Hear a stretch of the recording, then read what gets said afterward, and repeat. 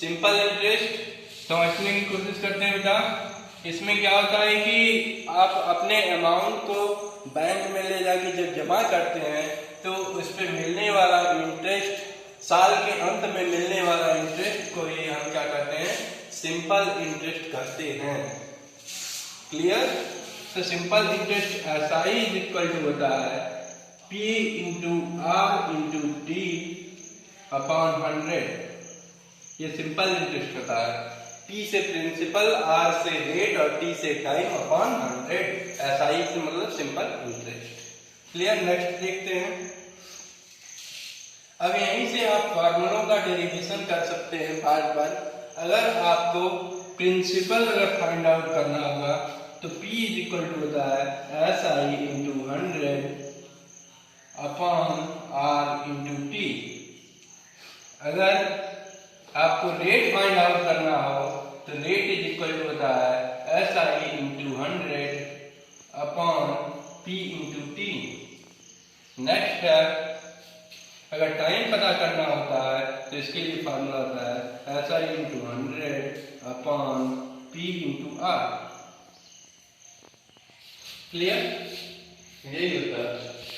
Next है, अब इसमें प्रिंसिपल है, रेट है, टाइम है, तो इसके प्रश्नों को हम लोग कैसे सॉल्व करेंगे देखते हैं। अच्छा, इसके बाद अमाउंट अगर पूछता है हमसे, अमाउंट आफ्टर 1 ईयर, अमाउंट कैसे निकालते हैं? तो अमाउंट इज इक्वल टू होता है प्रिंसिपल प्लस SI। ये होता है अमाउंट का फॉर्मूला। अमाउंट क्या होता है?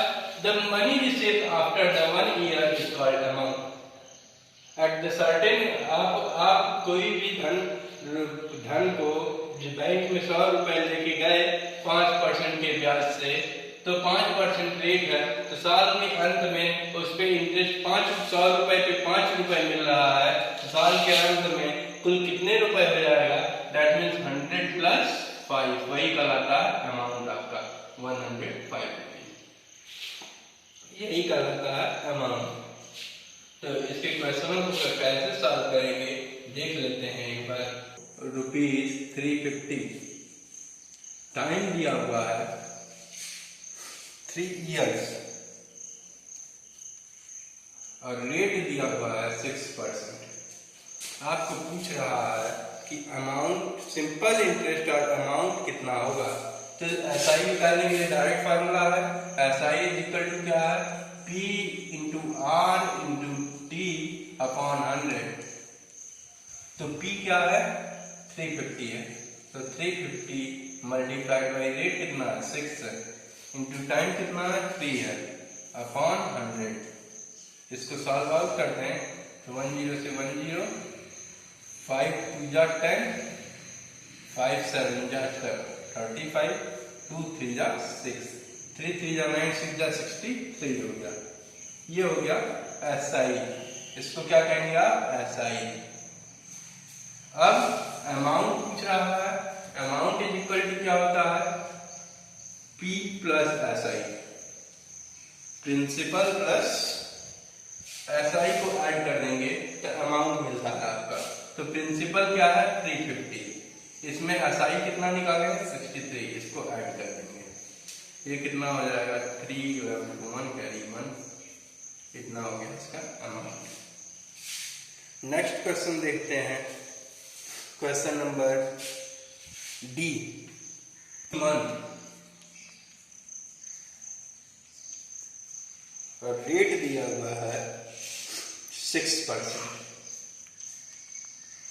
रेट दिया हुआ है 6%।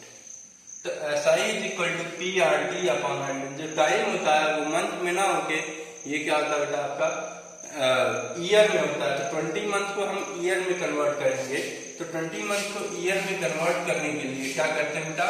12 से डिवाइड कर देते हैं सिंपली। तो 12 से जब आप डिवाइड कर देंगे तो यहाँ पे टाइम इज इक्वल टू क्या होगा? 20/12 ईयर्स। अब SI का फार्मूला आपको पता है PRT अपॉन 100। पी क्या है आपका 1900, रेट कितना है आपका 6% और टाइम कितना है 20/12 अपॉन 100। तो ये 100 इसके मल्टीप्लाई में हो जाएगा। 20 से 20 कैंसिल, 6 2 जा 12, 2 से 2 10 जा 20, बचा क्या 19 और 10, 19 10 जा 190। तो अमाउंट क्या हो जाएगा, A is equal to P plus S I. P कितना है 1900 प्लस 190, ये कितना हो गया 2090।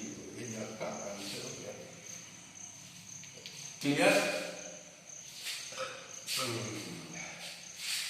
आपको 800 रुपीज एस आई दिया हुआ है ₹80 और टाइम दिया हुआ है आपको 2 इयर्स। आपसे रेट पूछ रहा है कि रेट कितना होगा।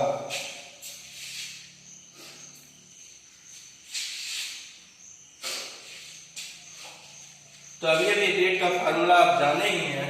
Rate is equal to R is equal to होता है S I into 100 upon P into T. तो एस आई कितना हो गया 80 इंटू 100 अपॉन प्रिंसिपल कितना है 800 इंटू टाइम कितना है 2 इयर्स। 20 से 20 कैंसिल, 8 से 10 टाइम्स में, 2 से 5 टाइम्स में, ये कितना हो गया 5%। ये आपका रेट हो गया। थर्ड क्वेश्चन देखते हैं इसी के साथ। इन व्हाट टाइम, टाइम पूछ रहा है, टाइम पूछ रहा है आपसे। प्रिंसिपल दिया हुआ है आपको, प्रिंसिपल है 600।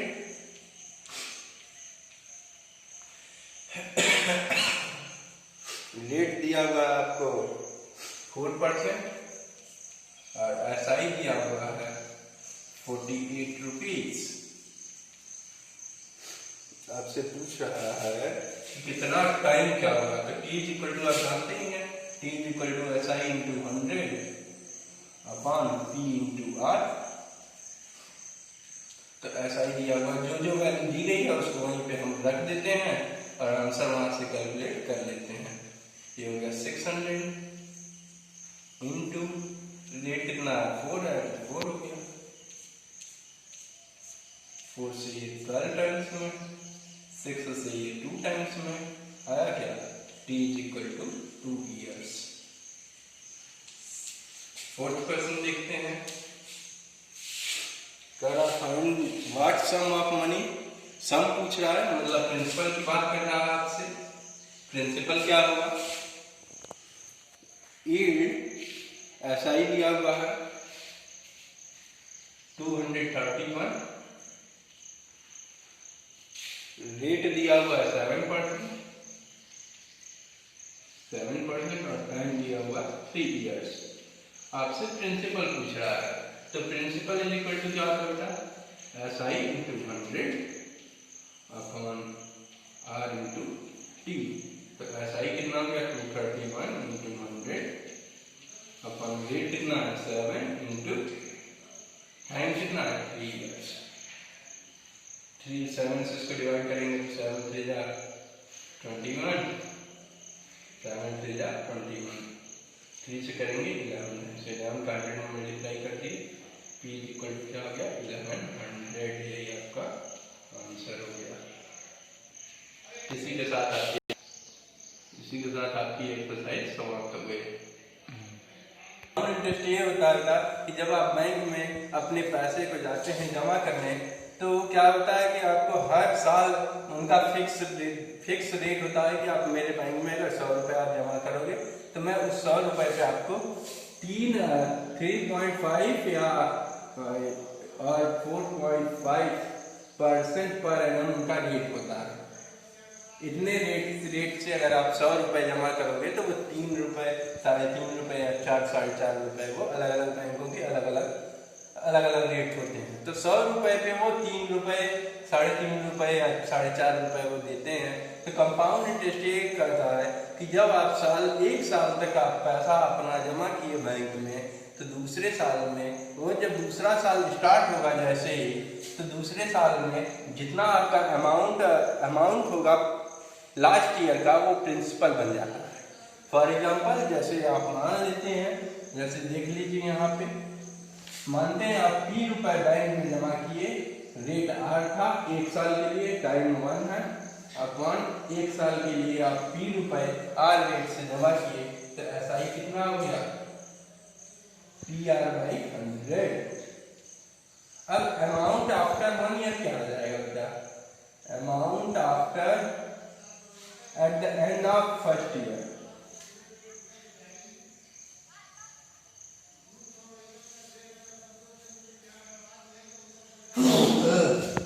हो जाएगा बेटा प्रिंसिपल में SI जोड़ देंगे तो अमाउंट हो जाएगा, तो P प्लस PR/100 यही ना हो गया। अब ये क्या हो जाएगा, P अगर आप कॉमन ले लेते हैं तो 1 प्लस R/100 हो गया। ये जो आपका अमाउंट आफ्टर 1 ईयर आया है, अगले साल के लिए सेकेंड ईयर के स्टार्टिंग में ये आपका प्रिंसिपल बन जाएगा। अब जो भी रेट ऑफ इंटरेस्ट पे काम करेगा, इस पूरे के पूरे आपको इस अमाउंट पे काम करेगा। तो इंटरेस्ट SI2 अगर निकाल लें, आप सेकेंड ईयर का इंटरेस्ट निकाल लेंगे तो प्रिंसिपल ये है आपका, तो P1 plus R/100 into principal हो गया रेट अपॉन टाइम अपॉन 100, ये हो गया P1 plus R/100 into time 1 year है तो 1 लिखेंगे, R/100 हो गया ये। अब क्या करेंगे, अब साल के दूसरे साल के अंत में अमाउंट कितना होगा, तो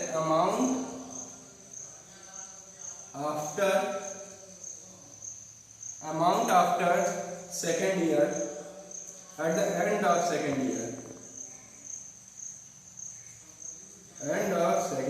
ईयर, प्रिंसिपल क्या था सेकेंड ईयर में ये था, तो P1 प्लस R/100, इसमें SI कितना है ये आया,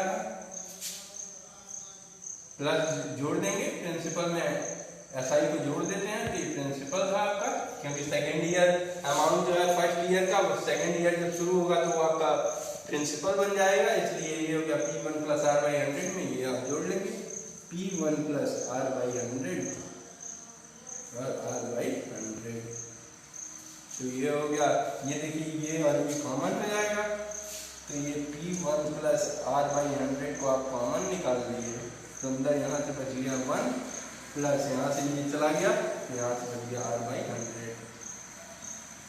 दैट मीन्स ये क्या हो गया, 1 प्लस R/100, 1 प्लस R/100, ये हो गया P1 प्लस R/100 का स्क्वायर। ये amount after second year square बन गया, और अमाउंट आफ्टर फर्स्ट ईयर क्या था, 1 प्लस R/100 था। तो अगर अमाउंट आफ्टर n ईयर्स की बात की जाए, अमाउंट आफ्टर n ईयर्स की बात की जाए, तो अमाउंट आफ्टर n ईयर्स क्या आ जाएगा, ये तो प्रिंसिपल आपका अमाउंट जो है A2 आया है साल के आखिरी में, तो अगर AN आप अगर A देखते हैं तो ये हो जाएगा P1 प्लस R/100 के पावर n, क्यों, क्योंकि साल के अंत में यहाँ पे एक पावर है, साल के अंत में 2, दूसरे साल के अंत में 2 है, तो इसी तरह 3 रहेगा। साल के तीसरे साल में अमाउंट निकालना होगा तो यहाँ पे 3 हो जाएगा। इसी तरह n ईयर्स रहेंगे तो साल के आखिरी में n ईयर्स पे, तो ये हो जाएगा amount is equal to P1 plus R/100 power n, यही होता है फार्मूला का डेरिवेशन हो गया आपका, ये अमाउंट हो जाएगा। अब बात आती है CI आप कैसे निकालेंगे, तो CI निकालने के लिए अमाउंट क्या है, 1 plus P1 plus R/100 power n minus P यहाँ भी है, P यहाँ भी, कॉमन ले लेते हैं तो ये बन जाता है P1 plus R/100 power n minus 1, यही होता है CI का फॉर्मूला।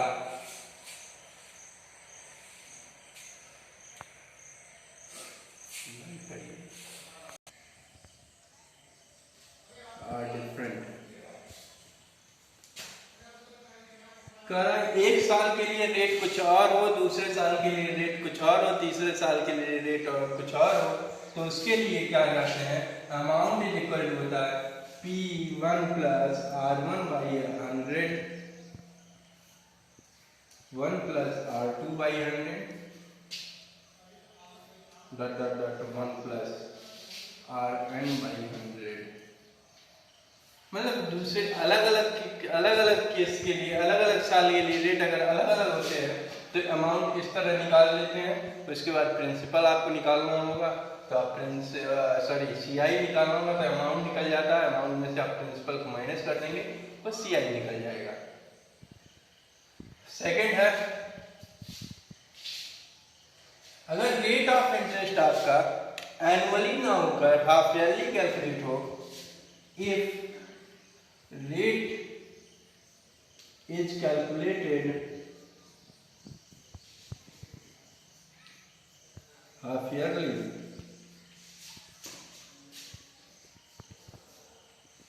अगर रेट जो है अगर हाफ ईयरली हो, रेट को हम हाफ ईयरली कैलकुलेट कर रहे हैं, तब धन CI धन अमाउंट क्या हो जाएगा आपका, अमाउंट क्या हो जाएगा, तो रेट जो होता है हाफ ईयरली लेने पे रेट जो है R/2 हो जाता है और टाइम जो है 2n हो जाएगा।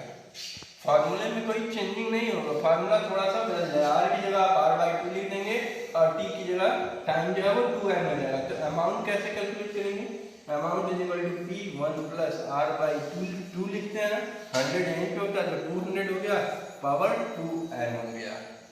अगर यही कह रहा है अगर रेट जो है क्वार्टरली हो, मतलब तिमाही हो, तो क्वार्टरली के लिए क्या हो जाता है, इन केस ऑफ क्वार्टरली जो रेट होता है वो R/4 हो जाएगा और टाइम जो है वो 4n हो जाएगा।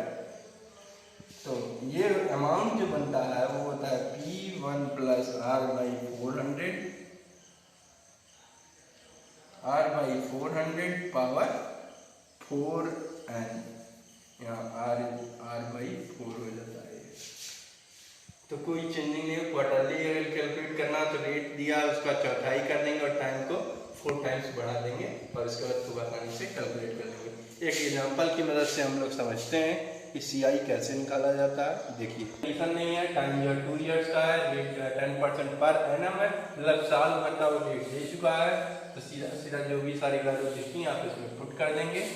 तो ये हो गया 6000, 1 प्लस रेट कितना है 10/100 पावर 2, 10 से 10 कैंसिल आउट, ये हो गया 6000, 1 प्लस 1/10 का ये हो गया होल स्क्वायर, तो 1 जोड़ देंगे तो ये हो जाएगा 6000 इंटू 10 हो गया 10, 11/10 का होल स्क्वायर, तो ये हो गया 6000 इंटू 11/10 इंटू 11/10, 20 से 20, ये हो गया 11 होता है 60 इंटू 121, तो ये हो गया 06,7260 रुपये। अब CI बताना है, CI इक्वल टू होता है अमाउंट माइनस प्रिंसिपल। अमाउंट क्या हो गया 7260 माइनस प्रिंसिपल कितना है 6000 है, 6000 को माइनस कर देंगे, ये हो गया ₹1260, ये आपका हो गया आंसर। ओके।